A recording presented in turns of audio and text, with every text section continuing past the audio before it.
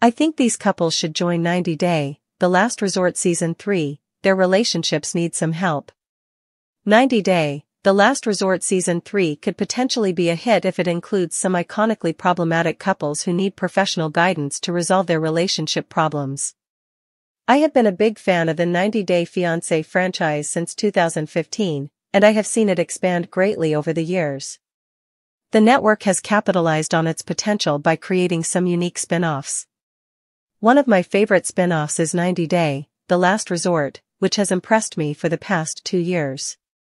It has become the one show I eagerly anticipate each year. 90 Day, The Last Resort Season 1 was probably my favorite show of 2023. It featured scandals and drama between iconic figures such as Big Ed Brown, Angela Deem, Liz Woods, Michael Ilesanmi, and others. The Hall Pass cheating scandal involving Kalani Fagata and Asulu Pula was truly the most shocking 15 minutes of reality TV I've ever seen. 90 Day, The Last Resort Season 2 was also impressive, with cast members like Jasmine Pineda and Natalie Mordovtseva creating memorable moments. Jasmine's pregnancy reveal with Matt Braunes and Biniam Schreiber's breakup with Ariella Weinberg were the highlights of the season. In the past 2 years, I have come to realize the benefits of therapy for couples. With that in mind, I would like to discuss a few problematic cast members who I believe would benefit from appearing in 90 Day, The Last Resort Season 3. The first 2 on my list are Elizabeth Libby Pothast and Andre Castorvet. Despite being married with 2 children, this iconic couple doesn't seem as happy as they could be. Elizabeth and Andre frequently post passive-aggressive content, poking fun at each other, which I find concerning. I believe Elizabeth and Andre have been experiencing marital issues for several years. They didn't have a harmonious reunion in the United States, but still decided to marry each other. The couple has been under a lot of strain due to family drama, which has affected their relationship.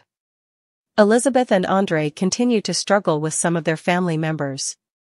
Andre's aggressive personality is also often a cause for concern. I think they would benefit greatly from giving therapy a try. Through therapy, they can learn from other couples and potentially improve their marriage. Yara Zaya and Jovi Dufresne are 2 other 90 Day Fiancé cast members I would like to see return. Although they were in the first season of the spin-off, I still believe they could benefit more from therapy to improve their relationship. In their previous appearances on TV, they dealt with personal issues. Yara had been taking birth control pills without Jovi's knowledge, while Jovi was obsessed with strip clubs, neglecting Yara's emotions. Additionally, their lack of communication was also a significant problem, as Jovi was unwilling to find a job closer to his home. I'm aware Yara and Jovi have achieved several milestones in the past 2 years. They moved to Miami and strengthened their marriage. Additionally, in 2024, they adopted a dog to expand their family further. Unfortunately, it appears they haven't resolved the same issues they faced before. I have noticed Jovi doing Q&A sessions on his Instagram, where he has hinted at issues between himself and Yara. He still desires to have another child, but Yara remains firm in her decision not to. Therapy could help Yara and Jovi reach a mutual agreement on having a baby, ultimately improving their marriage. Stacey Silva's sister, Darcy Silva, should also consider therapy by joining 90 Day, The Last Resort Season 3 to improve her on-again, off-again relationship with her husband, Georgi Rusev. The issues in Darcy and Georgi's relationship have been ongoing since they first met several years ago.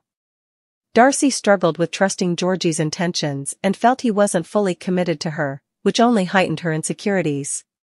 Additionally, Darcy found it difficult to communicate with Georgi, who didn't put in much effort to be as transparent as he should have been. In 90 Day, The Last Resort Season 2, Stacey attempted therapy to address her marital issues with Florian Sukuj. During this process, she revealed how Darcy had been leaning heavily on her spouse for emotional support, indicating potential issues in Darcy's relationship with Georgi. I believe that Darcy and Georgi could significantly benefit from trying therapy to help them navigate their differences and strengthen their emotional connection. Stacey clarified her future aspirations after therapy, and I'm optimistic Darcy could achieve similar growth by participating in 90 Day, The Last Resort. Devin and Nick's main problems were related to their future goals. Nick was hesitant about relocating and living in the United States. He preferred to stay in Korea, his hometown. Devin and Nick also faced a significant language and cultural barrier. Although they got married, it was evident that they had unresolved relationship issues that needed to be addressed to ensure a healthy marriage. Over the months, Devin has dropped hints that her relationship with Nick isn't going as smoothly. She has removed him from her Instagram profile, suggesting they may have broken up. While Devin hasn't publicly shared much about her marriage to Nick, she was spotted with her co-star, Statler Riley, according to a Reddit user SpriteRight. Their meeting sparked rumors they were dating. I believe the status of Devin and Nick's relationship is a big mystery. They have the potential to be a standout couple if they appear in 90 Day, The Last Resort Season 3.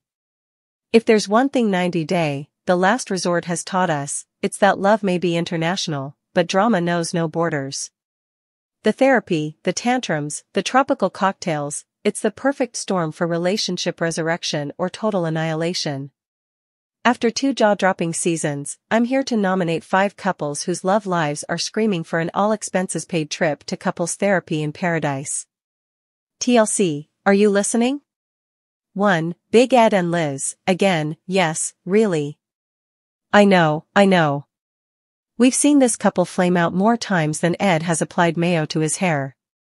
But hear me out, if any couple screams last resort. Again, it's Big Ed and Liz.